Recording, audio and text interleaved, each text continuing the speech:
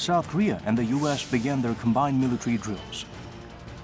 Crisis Management Staff training kicked off on August 5th as a preliminary session to a 2-week command post exercise scheduled to start on the 11th. A day after the exercise began, North Korea fired 2 projectiles towards the East Sea. This marks the regime's 4th launch in less than 2 weeks. Earlier, the UN Security Council held a closed-door meeting where it condemned North Korea's recent spate of missile launches. However, U.S. President Donald Trump played them down, saying they did not break any agreement he had with North Korean leader Kim Jong-un in Singapore. Meanwhile, immediately after Washington's withdrawal from the Cold War-era Intermediate-Range Nuclear Forces Treaty, U.S. Secretary of Defense Mark Esper said he was in favor of placing intermediate-range missiles in Asia. Against the backdrop of rapidly changing security dynamics in Northeast Asia, we discuss the motive behind North Korea's missile provocations, as well as the consequences of the breakdown of the INF Treaty.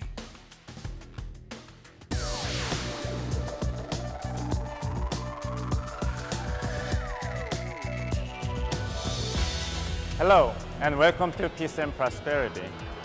U.S. President Donald Trump and the United Nations reacted differently to North Korea's recent test firing of missiles. What accounts for such difference? Meanwhile, Washington has expressed its desire to deploy intermediate-range missiles in Asia after its withdrawal from INF Treaty. We are going to examine all these issues in depth on this week's Peace and Prosperity.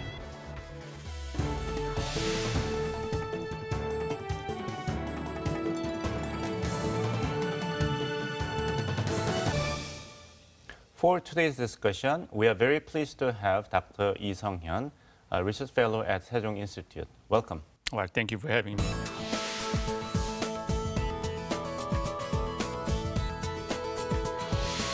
Right, my first question goes to North Korea's repeated missile test, probably in response to the decision by United States and South Korea to go ahead with a joint military exercise. Is that the intention of the North Korean authority firing missiles?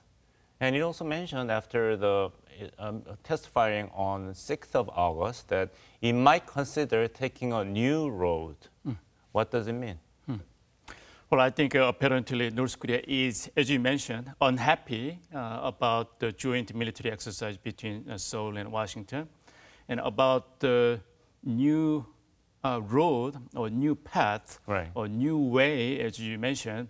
I think since the early beginning of this year, North Korean leader Kim Jong-un mentioned that he might choose a new path. Right, he might choose a new way. And we have been since debating what that is. And I think we could approach this question by asking, then what is the old way? Old way. And that is that North Korea has been trying to negotiate with the United States for the last 26 years for security guarantee and economic relief. And if that does not work, then North Korea might choose a new path. Right. And I think this is based on North Korean goals of security guarantee and also economic relief. I think North Korea might be exploring by strengthening relationship with other alternative partners, such as notably China, Russia, particularly China, because China is one country that can provide North Korea with what North Korea wants: security guarantee and also economic relief that North Korea seeks. So, China might not be the, if I may say, like you want to go to prom night, and for North Korea, North Korea wants to go to prom night with Washington. But right, if Washington does not honor that request, right, in that case, I think North Korea might choose an alternative, that is China. Okay, all right. We have another expert joining us on the line. Please welcome Dr. Sung Ki-young, Senior Researcher at the Institute for National Security Strategy. Hello. Hello, Dr. Bong and Dr. Lee. All right, we have heard so many things about North Korea firing missiles, rockets, artilleries.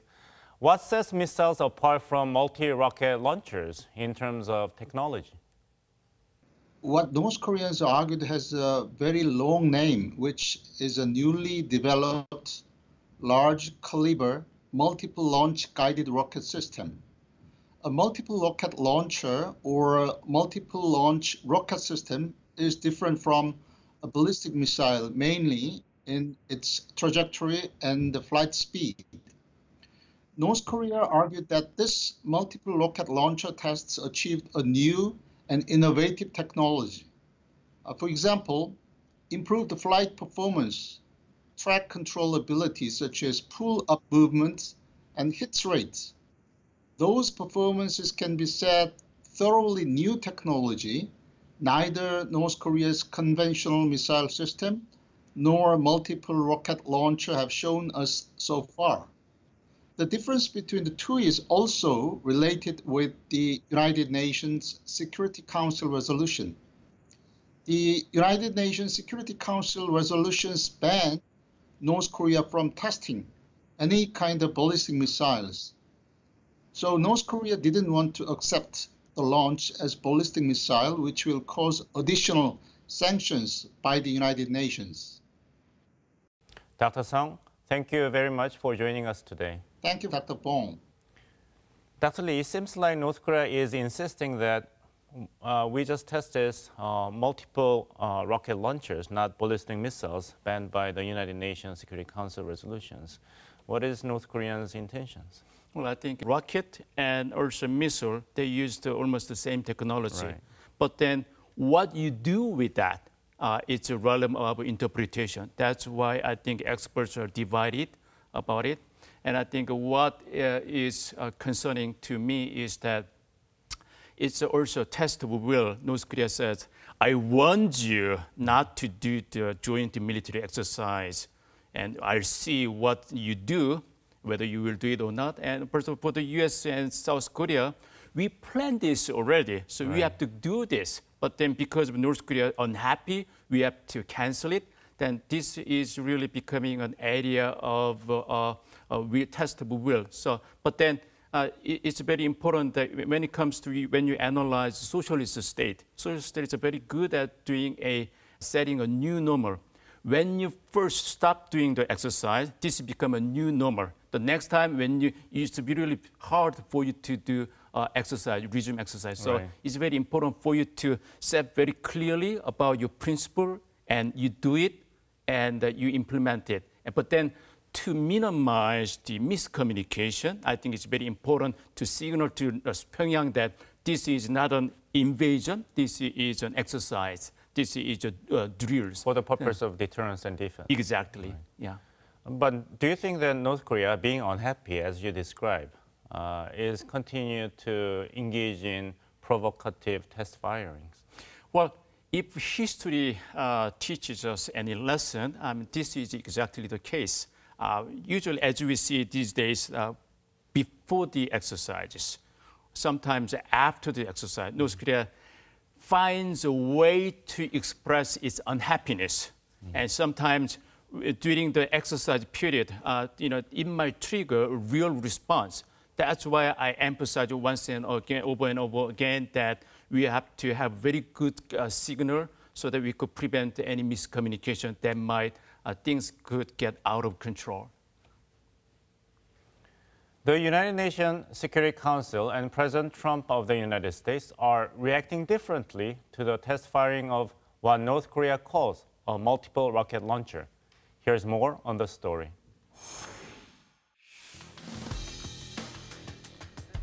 Following a closed-door UN Security Council meeting on August 1st, Britain, France, and Germany issued a joint statement condemning North Korea's missile launches. In a statement, Britain's ambassador to the UN, Karen Peters, expressed concerns over the launches of ballistic missiles by North Korea, adding that they are violations of UN Security Council resolutions. We're concerned by the launches of ballistic missiles by North Korea in the past few days.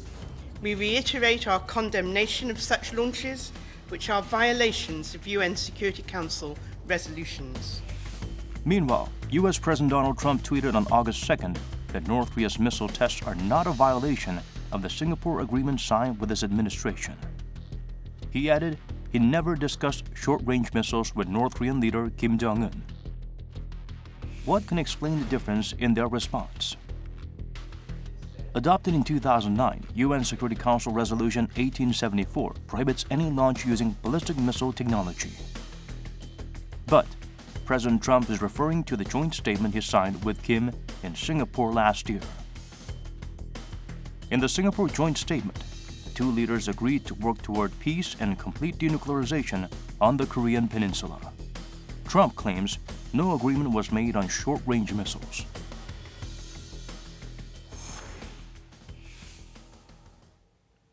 Dr. Lee, I'm curious why the United Nations Security Council and the U.S. government cannot forge a concerted attitude toward North Korea's test firing. What accounts for the difference between President Trump and the United Nations Security Council? I think it's very intentional for Trump to trying to give an appearance of ignoring North Korea's provocations. I think Trump knows that North Korea is trying to get the attention of Trump, which Trump is not willing to give to North Korea. So he's kind of brushing aside. It's not something important. It's not ICBM. ICBM is the spirit that we agreed that during the Singapore summit that North Korea is not going to do ICBM tests. So this is not ICBM. So it's okay. It's not very something important. I think it'll make North Korea more anxious in a way. So that I think Trump should play this work of art, to a certain point. But it should be very carefully crafted art. I see. We now turn to two experts in the United States to broaden our perspective on this issue. We have Dr. Bruce Bennett, Senior Researcher at the RAND Corporation, and Dr. Michael O'Hanlon, Senior Fellow at the Brookings Institution. Hello to you both. Okay. Okay. Yep. My first question goes to Michael O'Hanlon. Dr. O'Hanlon, U.S. President Donald Trump said North Korea's latest missile launches are not a violation of the Singapore Agreement with his administration. Does this mean North Korean leader Kim Jong-un pledged not to test ICBMs in Singapore? What do you make of this? Yeah, I think we can infer that the basic deal right now on the two sides is no nuclear testing, no long-range missile testing by North Korea, and no large-scale U.S. ROK military exercises of the type we used to have. I think that's not so formal, but it's essentially the understanding that the two leaders have, and also, of course, no war. So people are trying to avoid belligerent activities of other types that could involve loss of life or otherwise bring us to a threshold of conflict. I think that's implied as well in their relationship, the way they talk. And I think that is essentially the deal that they have struck, even without saying so officially. I see. Dr. Bruce Bennett, Japanese media reported that President Trump told Japanese Prime Minister Shinzo Abe sometime after May this year that he would tolerate, quote unquote, North Korea's test firings of short-range ballistic missiles. Okay. I would say that the Japanese government must be concerned because Japan is already within the range of short-range missiles of North Korea. Do you think this is something that Abe administration would have easily accepted? No, Abe would not easily accept it, though we have to remember the missiles that North Korea has been testing, while they could reach to Japan, it's very little of Japan that they could reach to. And so the short-range missiles are not a serious threat for Abe.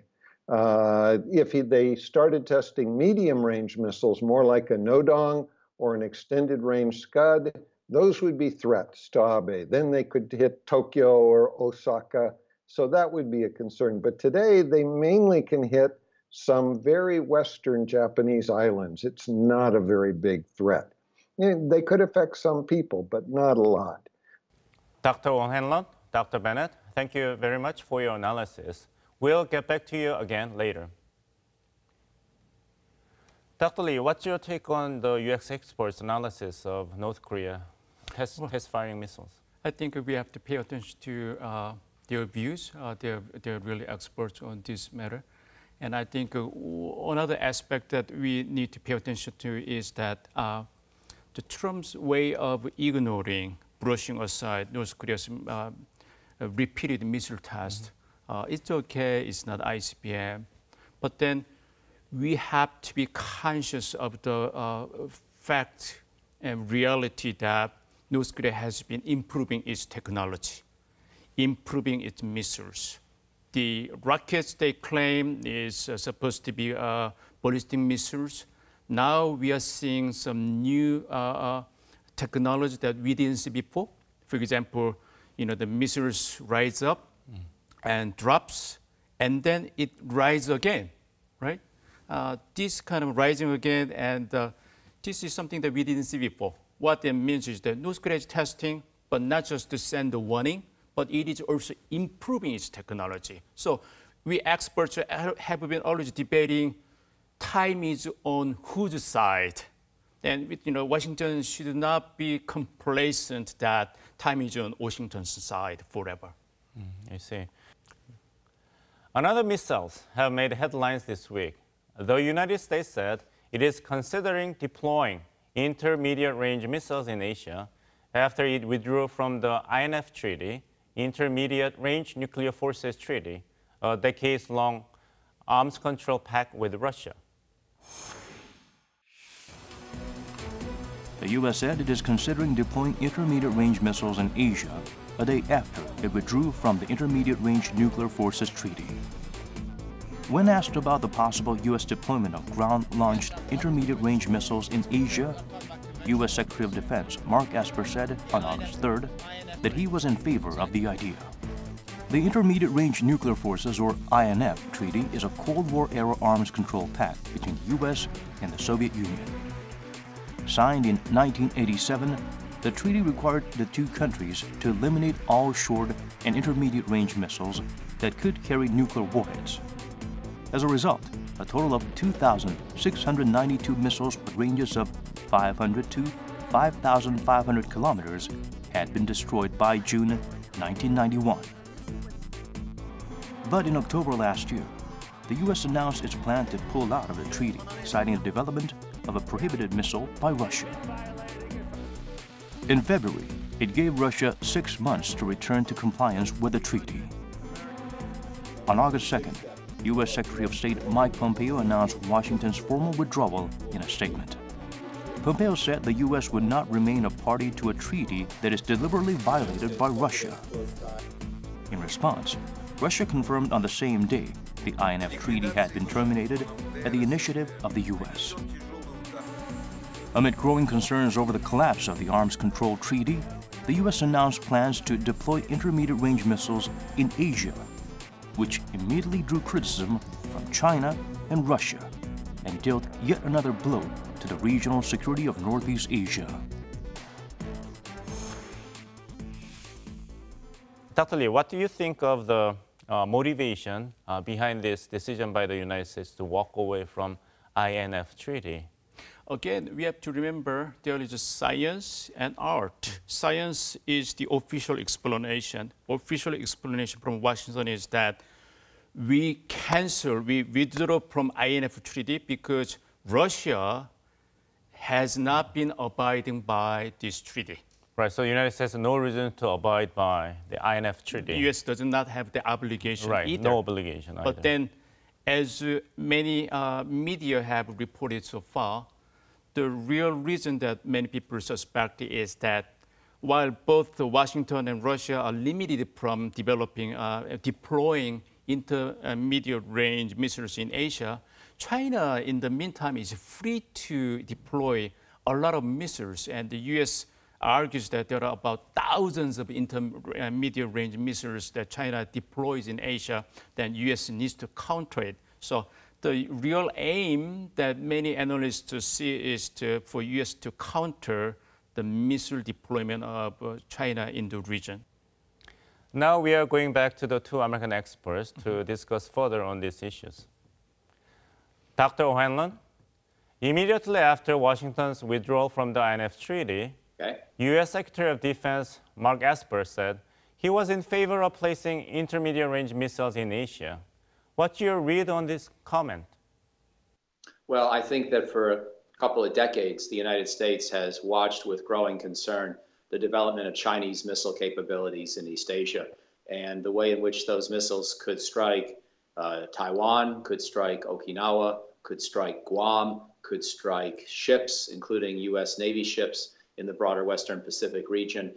And the accuracy of these missiles has improved in leaps and bounds. And therefore, the United States has increasingly felt somewhat unilaterally handcuffed by the INF Treaty, which of course was designed primarily to deal with nuclear-tipped medium-range missiles between the United States and Soviet Union back in the Cold War.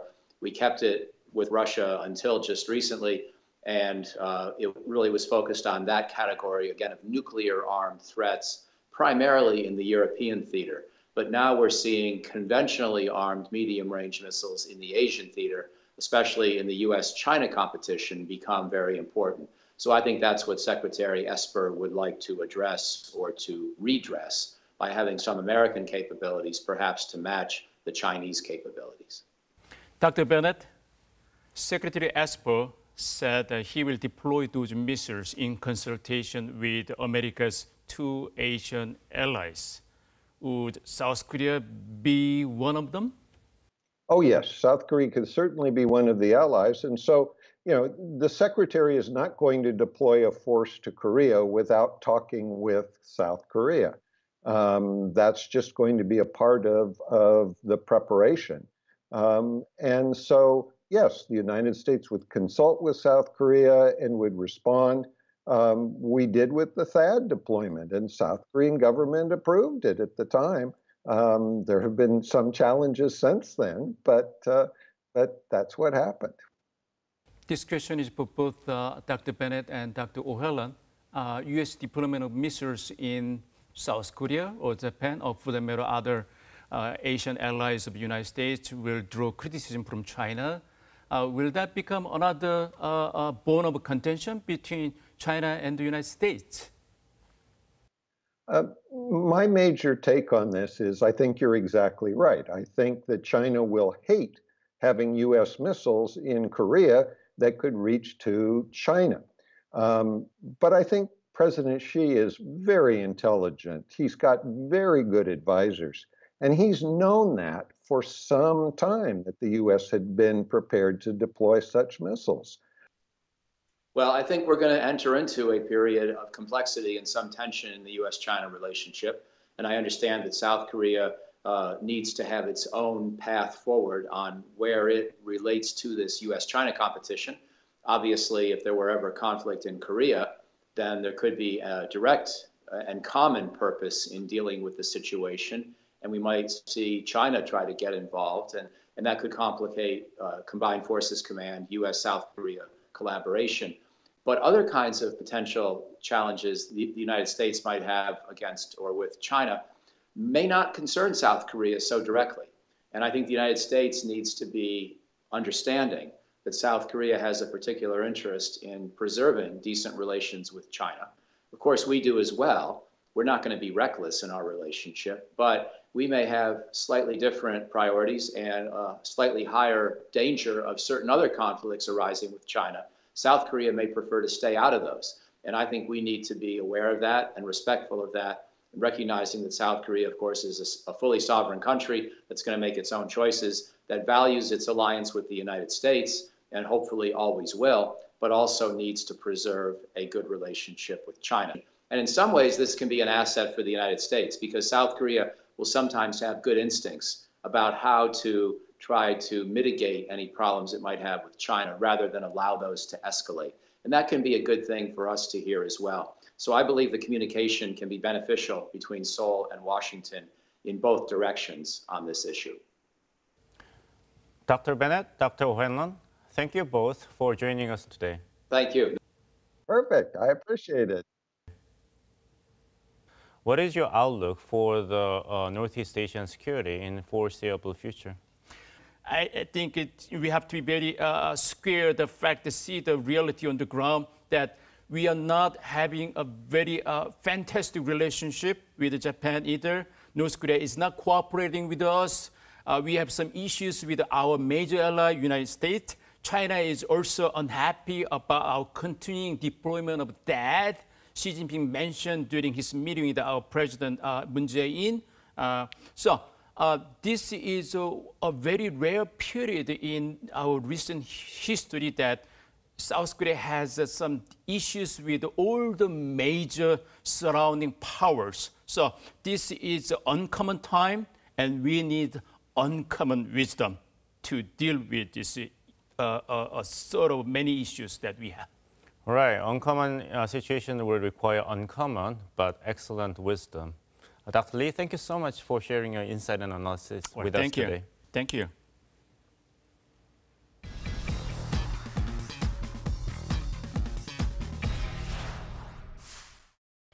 There have been a lot of news reports about nuclear talks between North Korea and the United States. Here are the latest news updates. Speaking to reporters at the U.S. State Department on Wednesday, Secretary of State Mike Pompeo says he's confident the U.S. and North Korea will resume denuclearization negotiations in the coming weeks. President Trump's and this administration's strategy with respect to North Korea haven't changed. Our effort is to achieve the full final denuclearization of North Korea. We are hopeful that in the coming weeks we'll get back to the negotiating table to achieve that. Pompeo's optimism comes despite North Korea conducting 4 short-range ballistic missile tests over the past couple of weeks in protest over ongoing joint military exercises between Seoul and Washington. According to the top U.S. diplomat, as long as the North doesn't test nuclear weapons or ICBMs, the Trump administration is generally content. We watch the actions that they're taking, the actions that are taking place inside of North Korea. And we are mindful that when we came in, there was nuclear testing taking place. That has not occurred. There aren't long-range missiles being fired. Those are both good things. Now the task is for us to deliver on what the 2 leaders agreed to back in June of last year in Singapore. We'll shed more light on these issues next week. And that's all we have for you today. Thanks for watching.